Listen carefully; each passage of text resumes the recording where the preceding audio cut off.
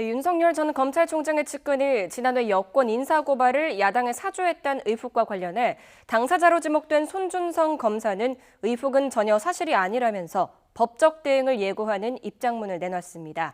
네, 이런 가운데 이번 의혹을 밝혀달라는 시민단체 고발장이 고위공직자 범죄수사처에 접수되면서 본격적인 수사로 이어질지 주목됩니다. 우철희 기자입니다. 국민의힘 김웅 의원에게 고발장과 첨부 자료를 건넨 장본인으로 지목된 손준성 대구고검 인권보호관이 이번 의혹이 불거진 뒤 처음으로 공식 입장을 내놨습니다. 고발장을 작성하거나 첨부 자료를 김웅 의원에게 송부했다는 의혹은 전혀 사실이 아니라는 겁니다. 향후 근거 없는 의혹 제기와 명예훼손 등 위법 행위에 대해서도 강력한 법적 조치를 취하겠다고 강조했습니다. 손준성 검사는 의혹이 처음 불거진 지난주 후반에 이어 이번 주엔 아예 전체를 휴가내고 출근하지 않았습니다. 이번 주까지요. 연장했습니다.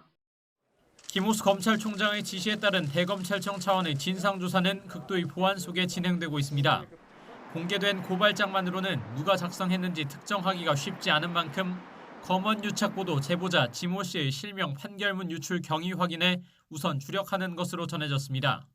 실명 판결문의 경우 검사와 판사, 수사관을 비롯한 제한된 관계자만 열람할 수 있는 데다가 열람자, 열람 시각 등 정보가 전산망에 고스란히 남아있어 어느 정도 추적이 가능하기 때문입니다. 다만 열람 기록 자체만으론 판결문을 전송했다고 단정할 직접적인 증거로 보기에는 한계가 있습니다. 신속한 강제 수사를 위해 진상조사를 넘어 고위공직자 범죄수사처가 수사에 나서야 한다는 주장이 제기되는 이유입니다. 이와 관련해 한 시민단체는 윤석열 전 검찰총장과 한동훈 검사장, 손준성 검사, 권순정 전 대검 대변인을 직권 남용 혐의 등으로 수사해달라는 고발장을 공수처에 제출했습니다.